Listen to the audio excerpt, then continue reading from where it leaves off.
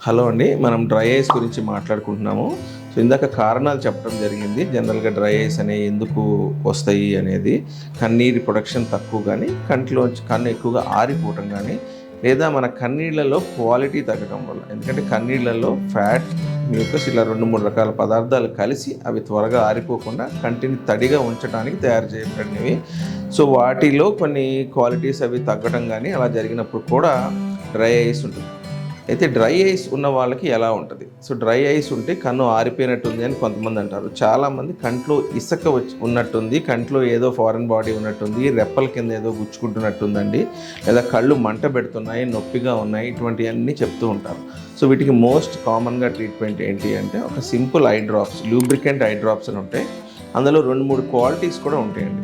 లో strength, medium strength, high strength అని. So severity of the condition బట్టి మనం డ్రాప్స్ పెడతాము. మొదట్లో అయితే రోజుకి 1-2 సార్లు, బాగా ఎక్కువగా డ్రై ఐస్ ఉన్న వాళ్ళకి కొంచెం ఎక్కువ సార్లు, నైట్ టైము కంటిని తడిగా ఉంచడానికి అవసరమయ్యే ఆయింట్మెంట్స్ అవి ఇవ్వడం కూడా జరుగుతూ ఉంటుంది.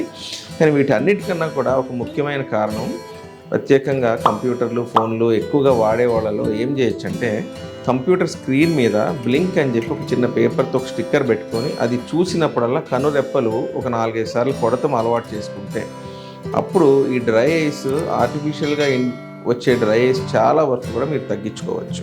ఎందుకు అంటే స్క్రీన్స్ ఎక్కువ చూసే వాళ్ళలో కనురెప్పలు కొట్టడం న్యాచురల్గానే తగ్గిపోతూ ఉంటుంది. సో కన్ను ఆరిపోయిన ఫీలింగ్ చాలా ఎక్కువ ఉంటుంది. అట్లాగే కంటిన్యూస్గా ఎయిర్ కండిషన్స్ రూమ్స్లో వాటిలో ఉన్న వాళ్ళలో కూడా చాలామంది డ్రై ఐస్ ఉన్నాయి అని చెప్పి కన్ను ఇబ్బంది పడుతూ ఉంటున్నారు.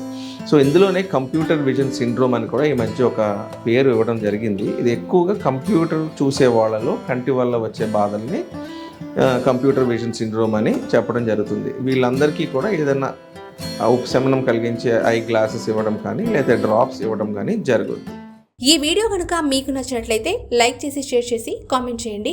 మా ఛానల్ని సబ్స్క్రైబ్ చేయడం మాత్రం మర్చిపోకండి. Thanks for watching.